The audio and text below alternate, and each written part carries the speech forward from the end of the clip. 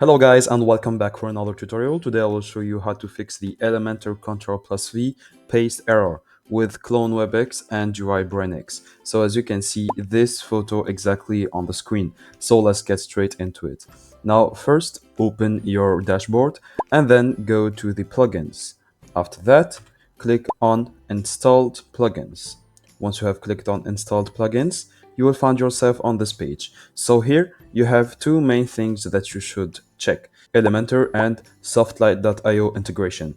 So here they should be both activated. So if you go on Elementor, you will see the deactivate button. It means that Elementor is already activated, and on Softlight it will be also activated if you have the deactivate button. Also, you may want to check the Akismet anti-spam spam protection. So if you have an update, just update it.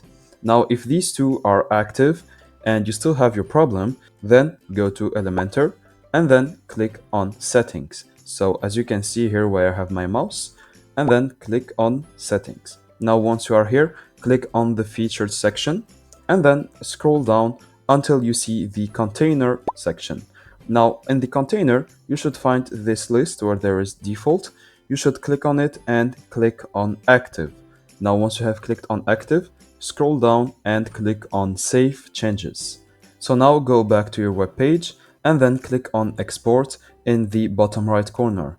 Now if I go back to WordPress and I right click and click on paste from other site, here as you can see it will be loading for a few seconds. As you can see I don't have the problem anymore and I have my web page that have been pasted. So that's it guys, I hope you enjoyed this tutorial. Don't forget to like and subscribe if it helped you.